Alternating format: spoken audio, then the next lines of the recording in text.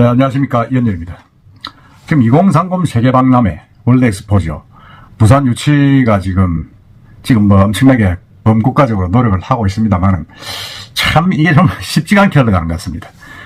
지금 실사단이 이제 곧 4월 달에 들어오는데 우리나라는 부산에 이제 공항이 없지 않습니까? 공항이 없다 보니까 인천으로 해서 이제 들어옵니다. 인천으로 해서 들어와서 KTX를 타고 이제 부산으로 오는데 그것도 참 모양이 안 좋죠. 모양이 안 좋은데 더 지금 외부적으로 어려운 것은 지금 우크라이나 러시아가 전쟁 중이지 않습니까? 전쟁 중인데도 불구하고 그 우크라이나 오데사 아주 그 역사적인 유물 도시죠. 오데사가 현지 실사를 받는 것으로 최종 확정이 됐다고 합니다. 사실은 뭐 지금 유력한 경쟁자는 사우디의 리야드라 그러고 지금 우리가 뛰고 있는데 이게 지금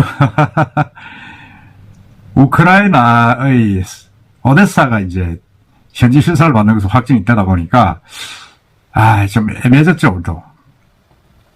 사실상 이 우크라이나는 여러 가지 전쟁 중이기 때문에 어느 도시든 간에 외국 관광객들이 많이 오는 국제 엑스포는 열리면 안 된다고 저는 보고 있는데 갑자기 뜬금없이 이제 실사단에 들어갔습니다.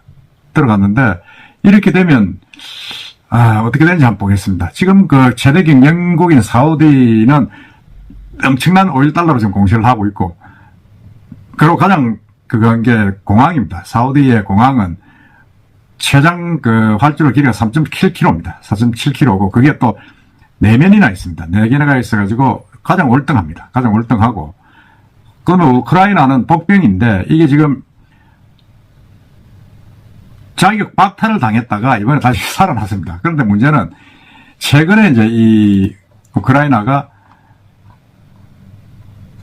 러시아 침공으로 상당히 위협을 받고 있다 보니까 우크라이나의 복구 작업할 때 가장 우선적으로 지금 나올 수 있다 이래가지고 오데사가 문화유산으로 등재가 되고, 그건 이제 최근입니다. 25일 날 최근에 유산으로 등재가 돼가지고 이제 이게 뭐라 그럽니까? 지금 여기 뉴스에 보면 찬성 여부를 물어야 되는데 21개국 중에서 7개국만 찬성 또는 반대로 의사를 표명했고 나머지는 전부 다 이제 상당히 좀 찬성을 한 거죠. 그래가지고 오데사 역사적으로 위험에 처한 세계유산 목록이다 이렇게 올라와 있습니다.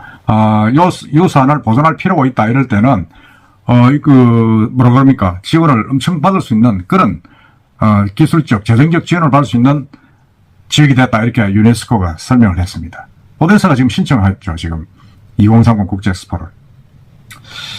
그러니까 2030이니까 지금 한 5, 6년 남았죠. 6, 7년 남았는데 이게 이제 전쟁이 예를 들어서 언제 끝날지는 모르겠지만은 제가 볼 때 연내 끝난다고 보면 전쟁이 이어지는 동안에는 모르겠지만 복구하는 기간에는 엄청난 어떤 직감적인 지원을 받을 수 있고, 그래서 동정표가 지금 나오지 않겠느냐 지금 그렇게 이야기를 하고 있습니다. 동정표가 나오면 어떻게 되겠습니까? 이게 정말 제가 봐도 우크라이나가 좀 복병으로 부상을 할 가능성이 있다. 지금 제가 볼 때는 가장 유명한 게 부산이 아니고 사우디라고 지금 제가 보고는 있습니다. 보고는 있는데 지금 이게 우크라이나가 갑자기 또 그 복병으로 등장을 하게 되니까 완전히 국토가 뭐 초토화되고 엉망인데도 불구하고 지금 이 실사에 넣은 것을 보면 아마 미국을 중심으로 한 유럽 이쪽 나라 소련 쪽에 있는 나토 국들이 뭔가 조금 뭐 의도적으로 넣은 것이 아닌가 하는 그런 생각이 듭니다. 물론 국제사 동정심하고 이제 스포츠 개최지 선정은 뭐 별개입니다. 별개지만은 갑자기 빠져있던 이 우크라이나 오데사가 왜 들어오느냐? 그거는 한 번쯤은 우리가 한번 주의 깊게 봐야 된다는 생각이 듭니다. 이 나라가 지금 보면 갑자기 뭐죠 이게?